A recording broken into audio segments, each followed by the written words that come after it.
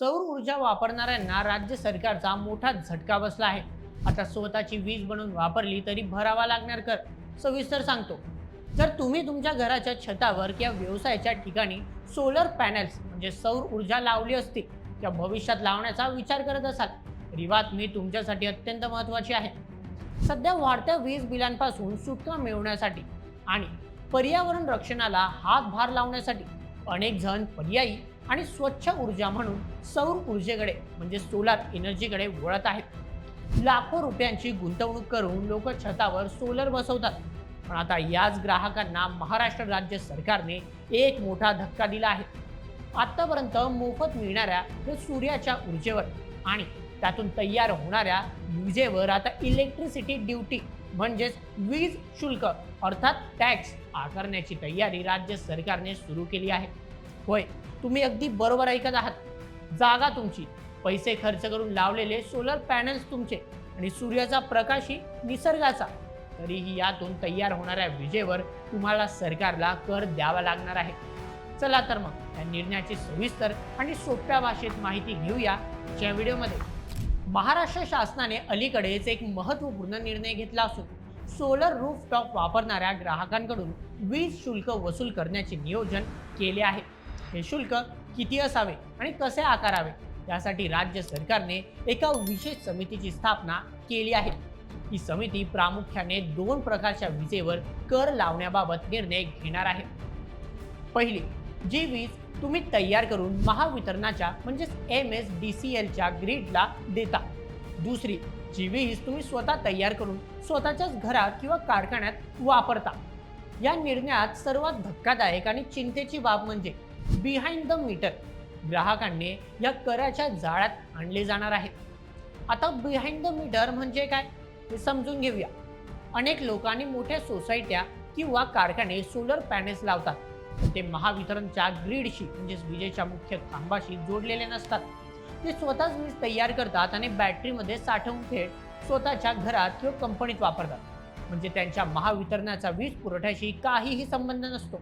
मात्र नवीन नियमानुसार अशा लोकांनाही सोडले जाणार नाही. थोडक्यात सांगायचे तर तुम्ही तुमच्या घरात तुमची स्वतःची वीज जरी बनवून वापरली तरी त्या विजेच्या मूल्यावर तुम्हाला राज्य सरकारला कर भरावा लागेल. तुम्हाला साहजिकच प्रश्न पडला असेल की हा कर किती टक्के असू शकतो. सध्या जे दर निश्चित करण्यात आले आहेत त्यानुसार प्रत्येक श्रेणीसाठी वेगवेगळी वीज शुल्क ठरवली गेली आहे. त्याची टक्केवारी खालीलप्रमाणे आहे. सर्वप्रथम घरगुती वापरासाठी म्हणजेच रेसिडेन्शियल 16%, द्वितीय व्यावसायिक वापरासाठी म्हणजेच कमर्शियलसाठी दुकान किंवा हॉटेलसाठी 21%, तृतीय कृषी क्षेत्रासाठी म्हणजेच ॲग्रिकल्चर शेतीपंप 9.30%, चौथं उद्योग आणि कारखान्यांसाठी म्हणजेच इंडस्ट्रीसाठी 9.30%, पाचवं जाहिरात आणि होर्डिंगसाठी म्हणजेच ॲडव्हर्टायझिंगसाठी 21%, सहावं अस्थायी म्हणजेच टेम्पररी वापरासाठी 21%. विचार करा, जर एखादा सामान्य माणूस घरासाठी सोलरमधून वीज वापरत असेल तर त्याला त्या विजेच्या मूल्यावर तब्बल 16% कर द्यावा लागेल. यामुळे सोलर लावण्याचा जो मूळ उद्देश होता म्हणजेच वीज बिल शून्य करणे तोच पूर्णपणे धोक्यात आला आहे. या निर्णयावर आता सर्वसामान्यासह ऊर्जा तज्ज्ञांनीही तीव्र नाराजी व्यक्त केली आहे. ऊर्जा तज्ज्ञ सुधीर बुधे याबद्दल एक अत्यंत महत्त्वाचा मुद्दा उपस्थित केला आहे. त्यांनी सांगितले की सरकारने जी समिती नेमली आहे त्यामध्ये फक्त आणि फक्त सरकारी अधिकाऱ्यांचा समावेश आहे. सरकारी अधिकाऱ्यांचे मुख्य उद्दिष्ट राज्यासाठी महसूल म्हणजेच रेव्हेन्यू आणि कर गोळा करणे हे असते. जर समितीमध्ये महसूल गोळा करणारे अधिकारी असतील तर ते ग्राहकांच्या हिताचा आणि निष्पक्ष निर्णय कसा काय घेणार.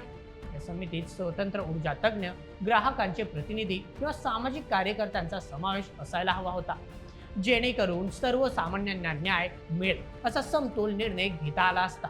हा निर्णय फक्त घरगुती ग्राहकांसाठीच नाही तर महाराष्ट्रातील उद्योगांसाठीही अत्यंत मारक ठरणार आहे. सध्या 10 किलोवॅटपेक्षा जास्त क्षमतेच्या सोलर सिस्टीमवर सरकार आधी शुल्क आकारत आहे. LT ग्राहकांसाठी 9.96 रुपये आणि ST ग्राहकांसाठी 1.42 रुपये प्रति युनिट शुल्क आकारले जात आहे. त्यातच TOD म्हणजेच टाइम ऑफ डे नियमात नुकताच बदल झाल्यामुळे कारखान्यांचे वीज बिल आधीच खूप वाढले आहे. वाढता उत्पादन खर्च त्यामुळे उद्योग अडचणीत असताना स्वतःच्या पैशाने बसवलेल्या सोलरवरही कर द्यावा लागल्यास महाराष्ट्रातील उद्योग इतर राज्यांच्या तुलनेत मागे पडतील। एकीकडे केंद्र सरकार आणि पर्यावरण विभाग लोकांना सौर ऊर्जा वापरा, निसर्ग वाचवा असे आवाहन करतात, त्यासाठी लाखो रुपयांची सबसिडी म्हणजेच अनुदान दिले जाते, आणि दुसरीकडे राज्य सरकार त्याच सौर ऊर्जेवर कर लावून लोकांना निरुत्साहित करत आहे। जर स्वतःच्या विजेवर करच भरायचा असेल तर लोक एवढे पैसे गुंतवून सोलर सिस्टीम का बसवतील, हा सर्वात मोठा प्रश्न निर्माण झाला आहे। सध्या तरी यासाठी एक विशेष समिती स्थापन झाली आहे आणि हा नियम लागू करण्याच्या जोरदार हालचाली सुरू आहेत, परंतु यातून लोकांमध्ये मोठा असंतोष निर्माण होण्याची शक्यता वाढली आहे।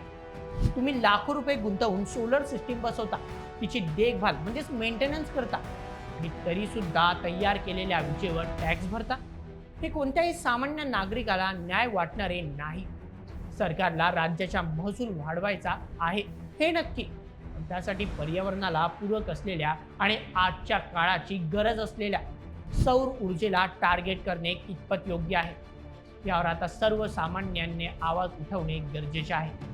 येणाऱ्या काळात या निर्णयावर सरकार काही दिलासा देते की हा कर असाच लागतो, याकडे संपूर्ण महाराष्ट्राचे लक्ष लागून आहे।